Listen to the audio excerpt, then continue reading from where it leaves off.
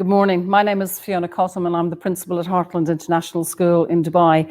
I'm delighted to be here today as the host for our second panel of the Schools and Nursery Show, and how wonderful it is to actually be here in person again this year.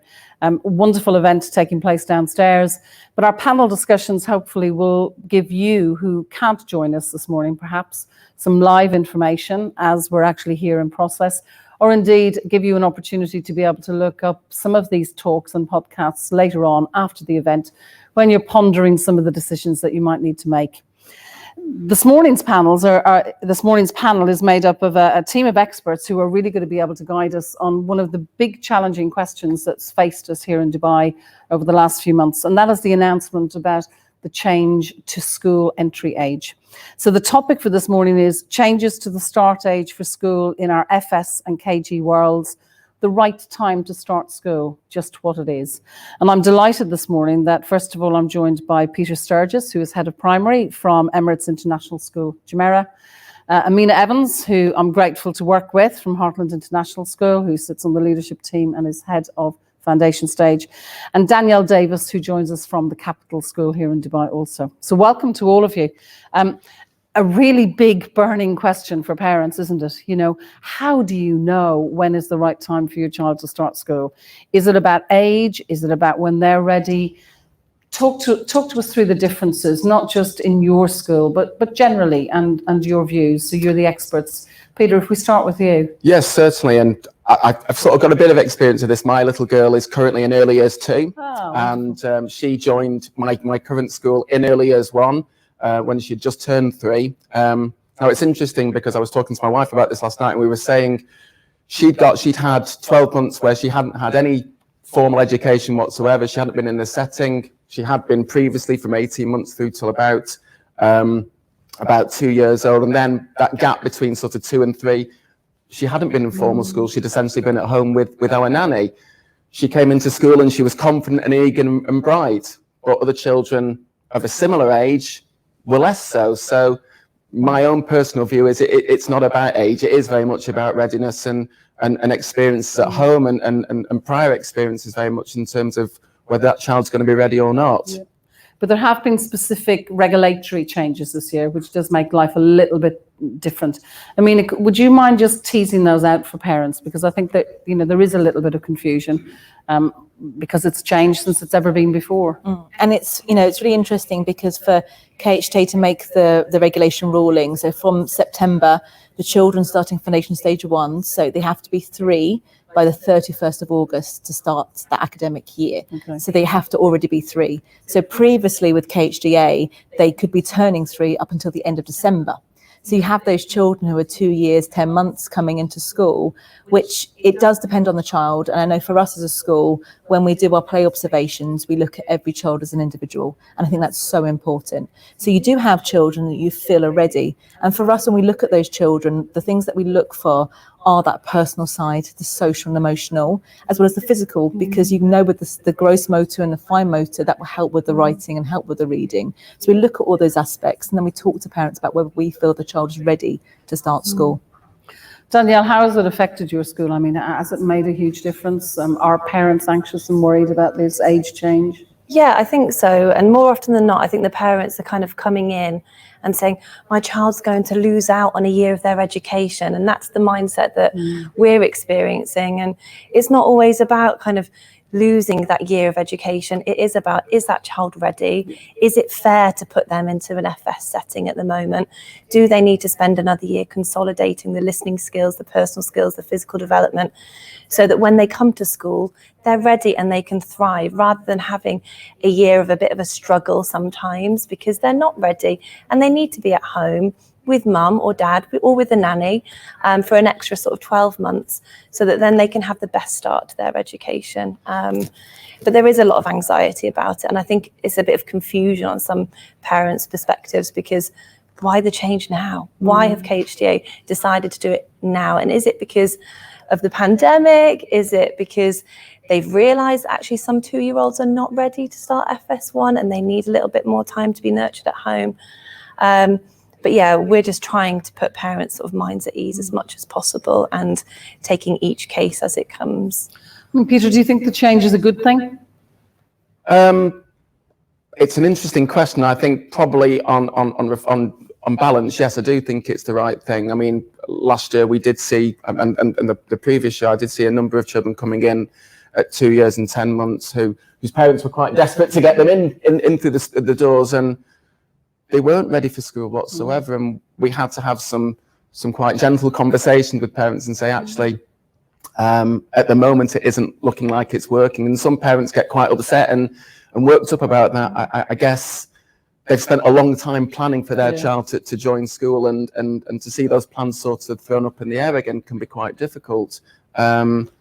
But as we've said already, there are some children who at 2 years, 10 months breeze to the doors, they're confident, they're eager, and off they go. But I do think probably certainly from our settings perspective, yes, possibly it is the right decision in terms of that readiness, making sure that when children come in, they're going to be successful, and that's ultimately what we want. And I think if I put my parents' hat on, although my son is 19, so I don't have to worry about this, there is that worry. Are they at the same stage as every other child? And we do compare, even though we shouldn't compare as parents, we tend to compare.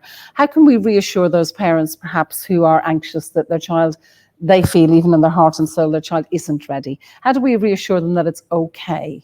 How do we have those discussions, Amina? I think it's important to be honest with parents as well, and to know that a child is succeeding in different areas. So within our curriculum, the earliest foundation stage curriculum, it's very clear and it's broken down to ages, and those ages overlap actually. So you may have some ages and stages the child's working successfully on and is ready. For example, it could be in the gross motor movement, they can use a bike, they can go upstairs.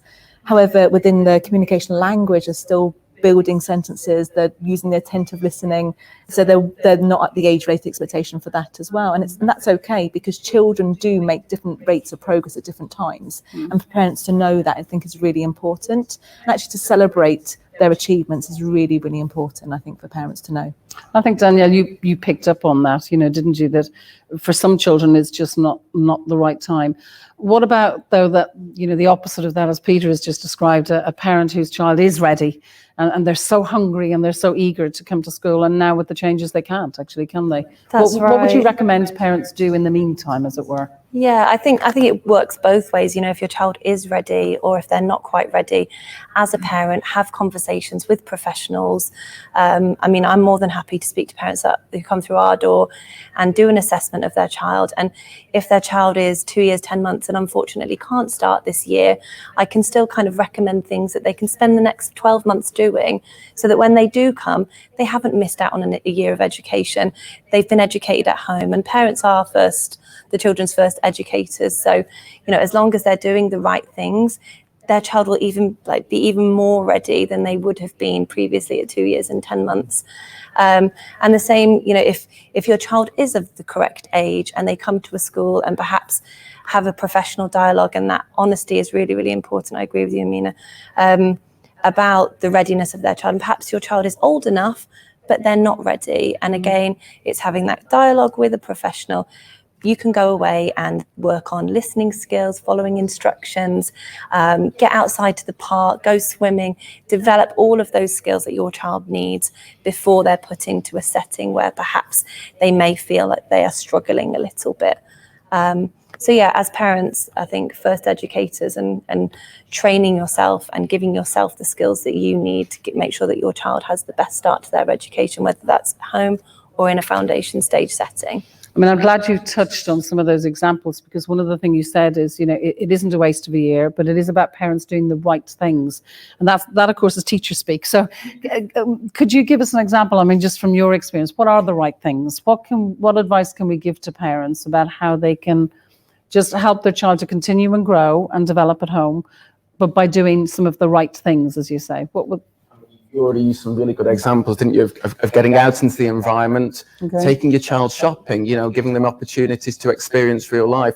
And one of the things we always talk to our parents about when they ask about what can we do to help at home is read. Read with your child, read to them, read with them as much as you possibly can. I don't think there's anything more important than that, whether you're school age or not school age. And ultimately, that's an incredibly important tool that ultimately will lead to success later on. But I think it is very much about getting out into the environment, visiting the park, experiencing wildlife, obviously physical activity, making sure you're taking your child for regular walks and swims and all the wonderful things that are an opportunity in Dubai. And they don't have to cost money, do they? Absolutely not. We're lucky to live in the city that we live in, that so much is on our doorstep, through the parks, as you say, through the beaches, etc., that we can access completely free, which is great. But those speaking and listening skills as well, and taking time to be with your child. I mean, it's not easy as parents. We're all incredibly busy, aren't we? And finding that time to actually have quality time, just to sit down and talk with your child, or if you're even in the car, just noticing things and talking about things is really important from what I see, without a doubt. And I think we're all sort of guilty at times of not spending enough time with our children, spending that time just talking with them and listening to them as well. I mean, I'm going to put you on the spot here because, we're working mothers, aren't we? I don't know about you, Danielle, but I know that Amina is, and certainly I was the whole time my son was little. So it's easy to say, do the right things, but I had somebody else taking care of my child during the day because I was at work. Are there any pointers that you could give that, particularly for working mums, working families where both parents are working, how they can sort of enhance the environment to make sure that their child still continues to learn and grow, even though mum or dad aren't there during the day? For me, the biggest skill is independence. And I know from being a mum of 3 children to build the independence with your child. So even when a child wakes up, ask them to choose what clothes they want to wear. Can they pick out the shorts and the t-shirts? And it may be a mixed match of different things, but that's okay. And to celebrate that. Going down for breakfast, for them to get the bowl and spoon out to pour their own breakfast. There's so many skills in that are involved in that, and actually involves the child being an independent learner is really crucial. And again, some of the things that parents can do to support at home is think about those activities that they can do and they can provide. One of the things that I think is quite an easy suggestion for parents who are maybe working is having 3 or 4 different boxes of activities that are set and ready. So you can prepare that in the evening. It could be a Play-Doh box with different resources, could be a colouring box, it could be a construction box. It could be a small puppet box, and then throughout the day your home help or whoever's with your child can then select different boxes, and your child can be independent and select their boxes and actually build that learning. And then when you get home, you can talk about what you did today. You can reenact those stories that you did, and I think it's about sharing as well. And we're great that we've got technology. So, I know I get lots of photos and videos from home, so sharing that. And when you get home, watch those videos together with your child and say, that was fantastic, that model you made. What was it? Was it the Burj Khalifa? Are you taller than the Burj Khalifa? So building that language and discussion with your child is really important. It's funny, and I think as working parents, we often do feel guilt, don't we? Whether we're mums or dads, we often feel guilt. And I suppose I come from a generation where I didn't have the luxury of preschool. You just went to school when you were ready. Are we worrying too much about this, do you think, Danielle? Is there too much stress? Do we put too much pressure on parents to worry about this? I think sometimes there is a danger of that, and just do the simple things. Enjoy family time, like go to the beach, go out to the parks, get outside, but also within the house. If you're making a meal, involve your child in it. Come and chop this cucumber for me. Let's mix this together. What do you think will happen when we put the flour in? And have those dialogues with the child within a normal family life. It doesn't have to be recreating school at home. Just involve your child in what you're doing. And more often than not, things take a little bit longer, but that's just something that perhaps you can facilitate and manage within your house, whether it's with home help, whether it's sort of a dad shift and a mum shift, or older brothers and sisters, and really promote that communication and language around your child so that they know exactly what's going on, they know why you're doing things, and they're learning all of the time. They're like little sponges. And just drawing back on what Amina was saying about independence, it's one of the biggest things that we have conversations about in foundation stage. So if you know your child can put on their socks, for example, spare that extra 5 minutes in the morning and give them that chance to put on their socks themselves, rather than thinking, this is easier, I'll just do it myself. Because what are we teaching our child by doing things for them? So little things like that. If you know your child can achieve it by themselves and they can be independent, make sure that they do that every single day. I'm sitting here feeling incredibly guilty because, of course, I was that parent who cut the straight line and the scissors and drew the straight line and said, no, that's crooked, and I had to fix it. We do worry about those things, and yet there are educational systems and parts of the world where children don't start school till they're 5 or 6. I mean, are we actually putting them into school too young? Just a controversial question to throw out there, Peter. I don't think so necessarily. I think providing the setting is right and it's supportive and it's a safe and it's a welcoming, nurturing environment, then there's absolutely no reason why children can't come in at the age that they do in our schools, without a doubt. But it does depend on the learning environment that you create, doesn't it? I'm not trying to do us out of enrolments, any of us. I'm just sort of posing that question, because there is a marked difference, isn't there, around the world? Definitely so. But I think it is about that. It's that nurturing approach, that safe, supportive environment. Children coming in at such an age, before you start to even think about the learning environment and the learning that's going on, it's about making sure they feel cared for and safe and supported. And you get that right, and children will come and thrive. I mean, I'm speaking to three professionals, of course, who are in mainstream schools, because one of the other challenges and concerns that parents often have is, when is the right time, for example, to move from nursery to school? And I'm not in any way trying to get us to say that schools are best and nurseries aren't, because I think we're, again, blessed with the wonderful nurseries that we have in the city, and we have great partnership with our nursery providers. But how do you know, Amina, how would you advise a parent on when to make that leap, when to make that jump from a nursery environment to a school setting? I was having that same conversation before I came up here, Fiona, and it's about the individual child and what's best for them. And I always say to parents, come and have a look at a school environment, because for them, I think parents think of school when they were young. Yeah. And that's very different to school now. And school for us... Thank goodness for that, by the way. Thank goodness for that. And for us, school is that home from home, that real nurturing environment that isn't dissimilar from nurseries. And just talking about the differences. And I think as a parent, and I talk to parents talking about the things they like about the nursery, things they like about the school, and what's best for their child. And I think that's important. And actually to have a list of both those things. Some of the things that parents say to me is, where they miss out if they haven't been at school for FS1 and they start in FS2. Not at all, because they've been in a high quality environment in a nursery setting. They're going to be joining. We can support with those transition. We have children coming from all around the world in different settings, and those children integrate really well, and we support them. And I think if a child's ready in their own self, then you'll know as a parent. And if they're seeking for more, then you know that as a parent. Is it more convenient for you as a parent? Will it give you better quality family life? So it's looking at the whole package that works well for you. Have you got friends who there can help, or do they know children in the local community? Will that build those friendships? Will it support you? There's lots of different reasons why parents move from nursery to school in that foundation stage point, but it's got to work for you as a whole family. But I do think parents feel that their child's going to miss out, that they're not going to build that academic side, and that's one of the things that we work in partnership with nurseries to ensure that we're in a balance, that we know that high quality providers there, and when the children do come to us, they're at a par with our current children. That's great. Daniel, any thoughts on that before we take some questions from our audience? About that guilt factor that we do feel, as you say, of parents. Are they missing out on academics? They're not really, are they? I mean, I completely agree with what you're saying, but and also that the environment needs to be right. This is sort of considering it. Walk through the building, go to the classrooms, meet the teachers, and see what feeling you get. I'm not a parent, but I imagine that if I was, I would follow my sort of gut feeling. And you'll know as a parent if you go into a classroom whether your child will thrive there or not so much. And if you need to stay in a nursery for a little bit longer, and that's the right decision for your family and for your child, then that makes complete sense. I think within an FS1 setting, it can be beneficial in terms of sort of the staff that are available. They get to know those children very, very well. So the transition may be a little bit smoother to FS2, but that's not to say that a child coming from a nursery isn't going to have a smooth transition, or a child moving from a different country is not going to have a smooth transition, because children, they adapt very, very quickly. Depending on whether they've been in that safe, nurturing environment.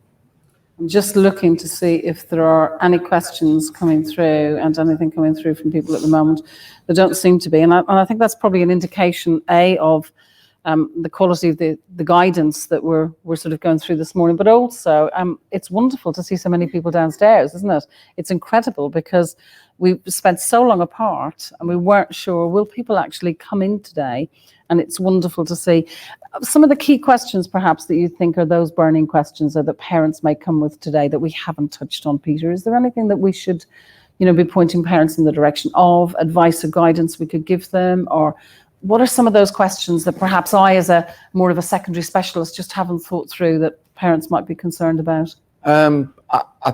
I think we've covered a lot of the things this morning already, but I do think it comes back down to, as a parent coming in, I think it's what you said, Danielle, about making sure that as a parent, you know that environment, don't you? When you walk through the door, it's that feeling that you get, and going in, and I think trusting your instincts, obviously listening to professionals, but trusting your instincts, and you know your child better than anybody. I always say to parents who come into our school, as you said, parents are the first educators. We are privileged to have that opportunity to work with them during the day, but you know your child, and you know how they will respond, how they will react, and it's about making sure that when you put your child into that environment, that you trust the people they're going to be working with, you trust those professionals.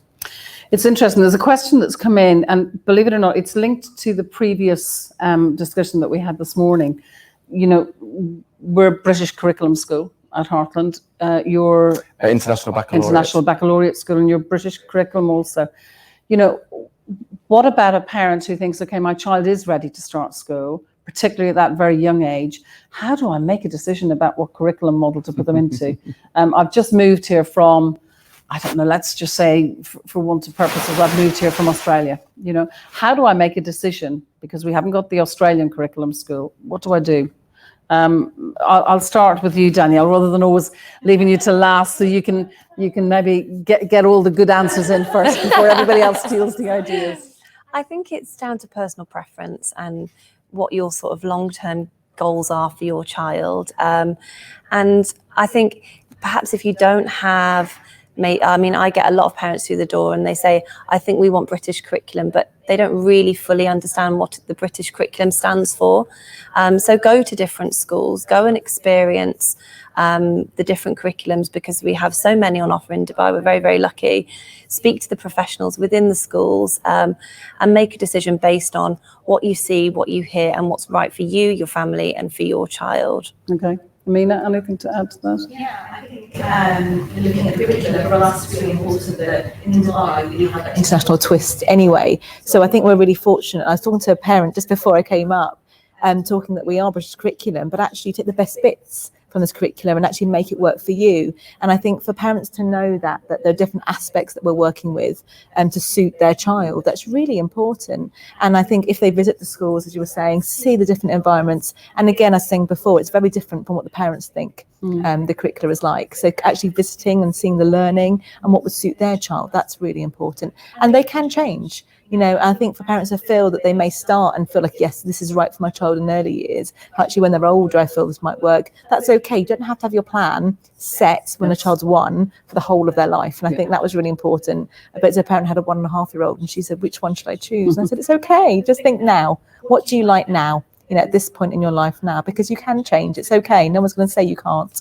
I think that's really important. And that is true. I mean, you know, at that age, really, it's about learning all of those key skills for life, isn't it, really? About developing, you know, the acquisition of, as you said, the importance of reading, you know, of language development, of independence and interpersonal skills.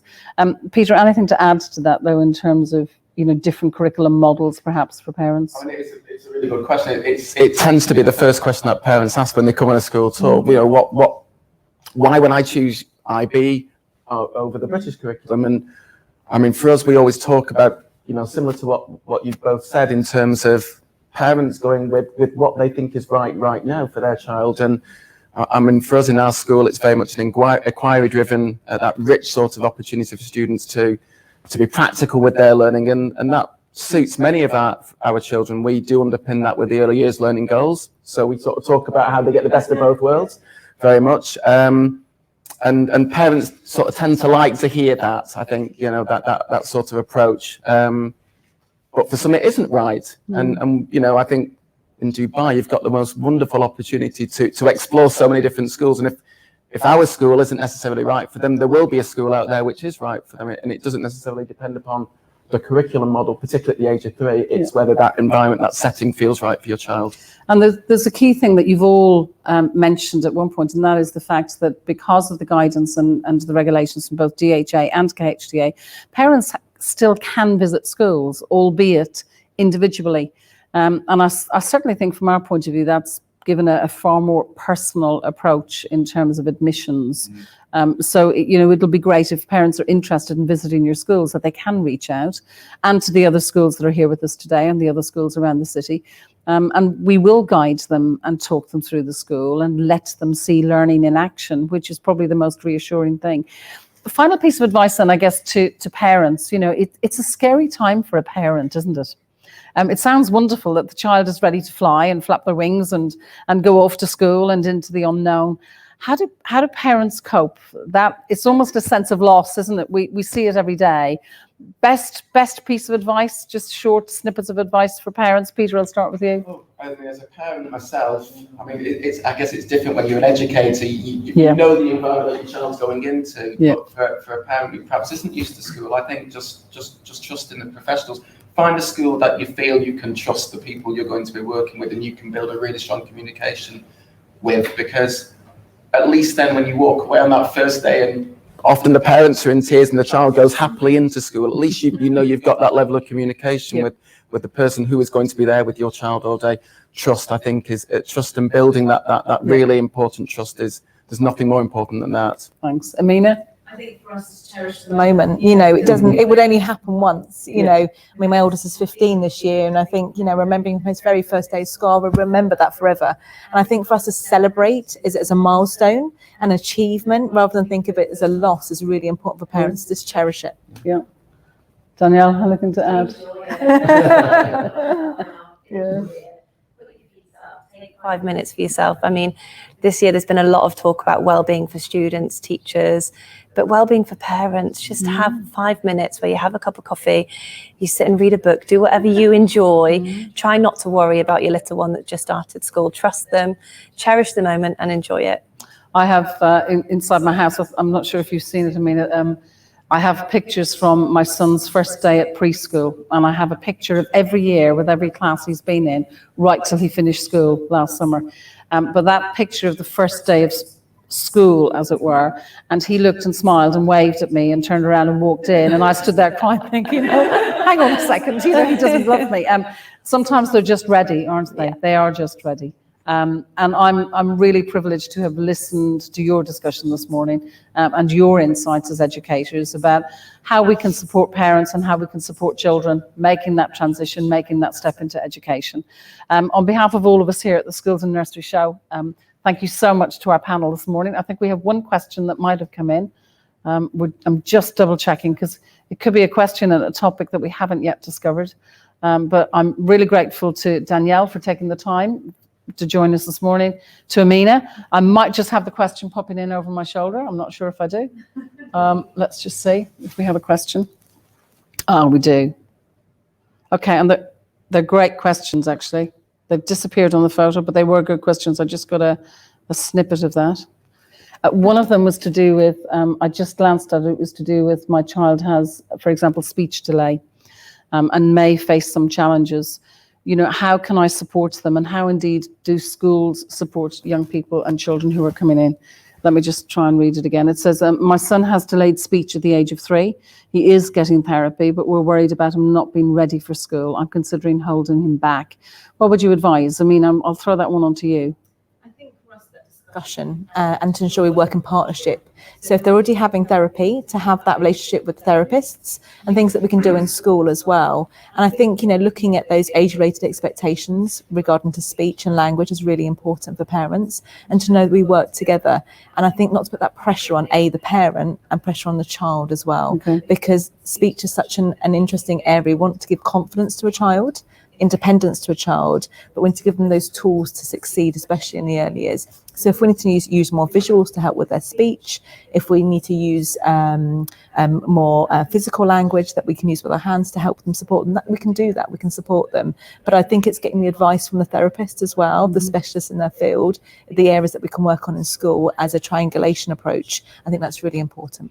I think in fairness to all of our schools, Peter, I'm sure you'd agree that I think, the agenda profile, the inspection framework, the guidance from KHDA, from the other regulatory bodies We actually have a very good system in this country in terms of how schools work in partnership with parents and specialists to support them, and really no stone is left unturned. What would your advice be to that mum who's anxious about sending their child to school? I think, as you've said, already, it's about that dialogue, isn't it? Working with the school, working with any specialists who they're currently working with, and building up that dialogue. It's a supportive environment, as you said, Fiona, that we all work within schools in Dubai. So I think it is very much about that dialogue and listening to people, and again, knowing your child, knowing what you think is right for your child, and again, going back to that trust, trusting in the professionals who are advising you.